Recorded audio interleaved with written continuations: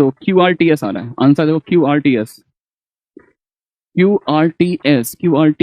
अच्छा ये दो पार्ट तो सेम ही है बिल्कुल, QRT। तो आई थिंक हमें ज़्यादा मेहनत करने की ज़रूरत भी नहीं थी। एक मिनट, QRT यानी लास्ट पार्ट ही मुझे करना था। इसमें यार बड़ी प्यारी चीज़ दिख रही है, एक मिनट, जस्ट अ मिनट। लगता हमने मेहनत बहुत ज़्यादा कर दी क्योंकि ये दूसरे पेज पर गिवन था और हमने देखा ही नहीं। एक बहुत प्यारी चीज़ दिख रही है आई थिंक, एक मिनट, जस्ट अ मिनट, मुझे कुछ सोचने दो। ये कॉलम तो बिल्कुल सेम ही है, देखो एक सेकेंड। तो ये पार्ट तो करने की जरूरत ही नहीं है, यानी सेकंड पार्ट का आंसर तो फ्री में दे रखा है। एक मिनट, सेकंड का आर मैंने भी निकाला है और इन्होंने हर पार्ट में सेकंड का आर दिया है। और अगर ये निकल आया x2 ग्रेटर देन y2 निकल आया है तो इसकी हेल्प से मैं ये अपने आप ही निकाल लूंगा।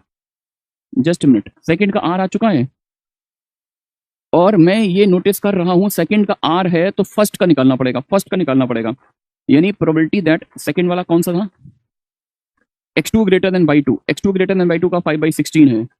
देखो यार मेहनत ज्यादा हो गई, हमने ध्यान नहीं दिया, ये 5/16 आया है तो x2 ग्रेटर देन y2 या फिर x2 less than y2 plus probability x equals to y, ये तीनों का सम 1 हो जाएगा। मतलब अगर ये पहले ये देख लेते तो आई थिंक काफी जल्दी हो जाएगा। 10/16 1 में से सब्ट्रैक्ट कर दो 6/16, तो x इक्वल्स टू y की प्रोबेबिलिटी हो गई 6/16 मतलब 3/8 है ना। तो x2 greater than equal to y2 में इन दोनों को क्या करेंगे, ऐड कर देंगे, तो 5/16 प्लस 6/16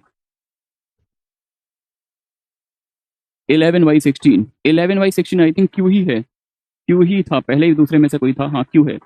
तो क्यू आ गया, पहले का क्यू आ गया, दूसरे का आर। अब देखो पहले का क्यू आ गया है ना, क्योंकि ये तो इन्होंने आर दे ही रखा था, ये तो मैं मानी चलो, ये तो 2 सॉल्व नहीं करूंगा, इससे सीधा ये देख ले 11/16 आ गया। अब तुम एक प्यारी सी चीज देखो यार, कितना प्यारा क्वेश्चन है, मतलब क्वेश्चन बड़ा प्यारा है। आई थिंक यहाँ पर बच्चे मार्क्स लूट सकते हैं भाई साहब, बिना मेहनत के क्वेश्चन सॉल्व हो रहा है। अब तुम ये वाला रेक्टेंगल देखो, पहले का क्यू, दूसरे का आर, तीसरे का टी, ये तो तीनों में सेम ही है। तो इसका मतलब है अब जो आंसर होगा वो ये डिसाइड करेगा फोर्थ पार्ट का आंसर क्या है। फोर्थ पार्ट का आंसर एस है या फिर टी है, फोर्थ पार्ट का एस है या टी है। एक सेकंड, टी इसमें पहले आ ही चुका है, इसमें थर्ड का टी है तो चौथे का टी हो ही नहीं सकता है। थर्ड का टी है, थर्ड पार्ट का आंसर टी, एक मिनट, थर्ड पार्ट का आंसर टी है, यानी इसका आंसर 77/432 है। तो इसका आंसर इतना नहीं हो सकता, इसका आंसर इतना तब हो सकता था क्योंकि x3 = by3 का ये है, तो x3 greater than by3 x3 less than by3 equal होंगे। तो फिर अगर ये इतना है तो ये इतना तभी हो सकता जब ये 1/3, अगर ये 1/3 प्रोबेबिलिटी होती तब हो सकता था, समझ गया ना। क्योंकि जो इसकी प्रोबेबिलिटी है इसकी प्रोबेबिलिटी इससे सेम है, तो फिर तीनों की प्रोबेबिलिटी 1/3 हो सकती है। अगर तीनों में ये ले लेंगे तो सम जो का छोटा रह जाए, 1 नहीं आएगा। तो फिर 100% बिना वर्क किए भाई साहब, बिना वर्क किए क्लियर है कि अगर इसका टी है तो इसका टी हो ही नहीं सकता, 100% ही आंसर है। बिना सॉल्व किए भी देखो क्वेश्चन सॉल्व हो रहा है ना। तो मैं ऐसे, और हमारे कुछ स्टूडेंट जो होते हैं इन सब चीजों में बहुत ज्यादा एक्सपर्ट होते हैं, उनको आंसर का आइडिया लग जाए, स्मेल भी आ जाए कि आंसर है, तो एक्सपर्ट होते हैं। तो खैर ये मेरी गलती थी, हमने देखा नहीं यार कि इसमें ऐसा कुछ दे रखा है, सोचा भी नहीं था। और बहुत प्यारा, सबसे पहले तो देखो ये आर, ये देखा तो ये तो पकड़ लिया। अब इस आर किया तो ये क्यू सेकंडों में निकाल लिया, ये निकल आया तो इसका क्यू मैच कर गया, तो नीचे के तो आंसर है नहीं, तो क्यू इसका आर है ही सही।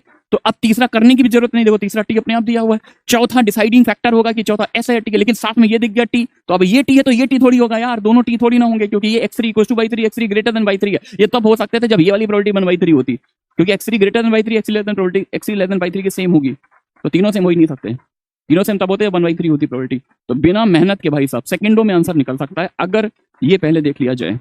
तो मैं बिल्कुल अप्रिशिएट करूंगा कुछ बच्चों को। और ऐसा होता है यार कि पूरे पेपर में एक आध क्वेश्चन, मैं ये नहीं कहता मैथ्स के सारे क्वेश्चन में एक आध क्वेश्चन, मैथ्स फिजिक्स केमिस्ट्री में एक आध क्वेश्चन में ऐसा होता है कि बनाते बहुत अच्छा है, लेकिन इस तरह के ऑप्शन लिखने में वो कुछ ना कुछ अच्छा नहीं सोच पाते, और जहाँ से स्टूडेंट हमारे उनसे ज्यादा एक्सपर्ट होते हैं सारी चीजों आंसर निकालने में। तो एक बार लुक जरूर दे देना, हो सकता है एडवांटेज आप उठा पाओ और बिना मेहनत के आपके मार्क्स फ्री में मिल जाए।